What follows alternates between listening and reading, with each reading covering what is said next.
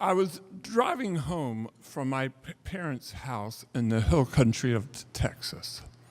My father built this home when he was 70 years old, and they called it Linden Lee.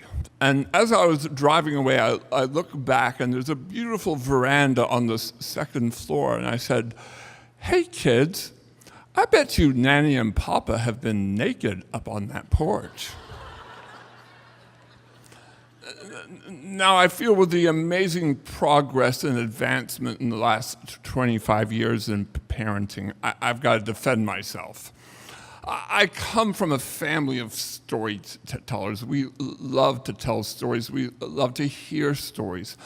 The best experience I can remember of my father is at the breakfast table at Linden Lee, and I've just told a story, and he's laughing so hard that he's crying. So you always want to come up with a better story, a funnier story, a more shocking story. And the bar was set for shocking stories by my mother. The Texas Hill Country, nudity, and shocking.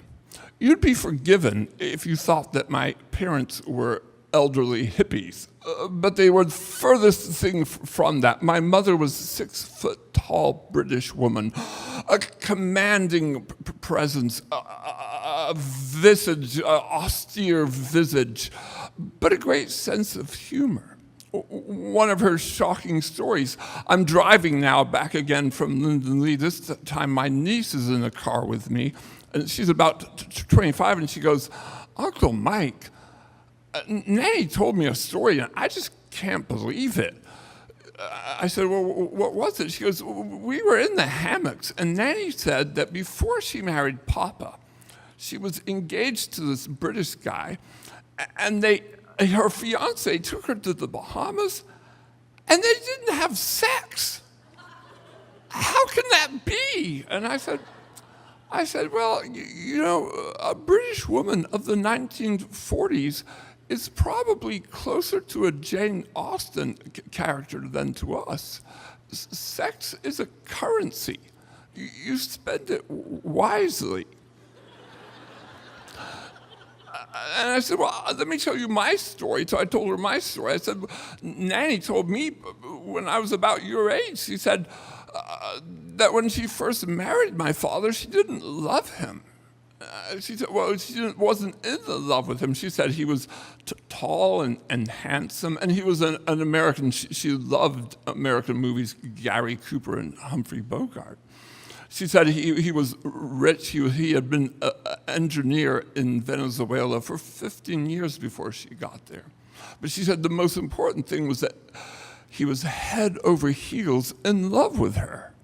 And she had this theory that there is a lover and a beloved in every relationship that changes. She said in her relationship, by the time we were born and raised, she felt that their roles had reversed. She had become the lover, and he the beloved. Now, as I was preparing this story for tonight, I was thinking about them, and I thought, the story that my niece told me, well, that's mom preaching abstinence. That didn't surprise me. But then I thought, well, what was she telling me? And I swear, it just dawned on me in the last couple of weeks. I was in the midst, at the end actually, of a failing marriage. Mom wasn't trying to shock me. Mom was trying to counsel me. She was trying to give me hope. She was trying to encourage me. So I'm at Linden Lee now, and I'm thinking, I'm going to ask this question. So I'm at the breakfast table. Mom's puttering around the kitchen. Dad's loading the dishwasher. Only Dad knew how to load the dishwasher. And I thought, I'm going to ease into it. So I said, "Mom and Dad, when did you first learn Spanish?" And Dad said, "In Venezuela." And Mom said, "Well, in Venezuela, but in Madrid, where I was born."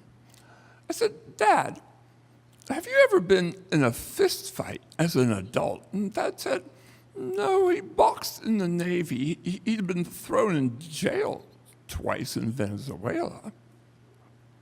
And he told me those stories. And I said, Mom and Dad, have you guys ever been naked upstairs on the porch? And without missing a beat, Mother said, Michael, your father and I have christened every room in this house. Thank you.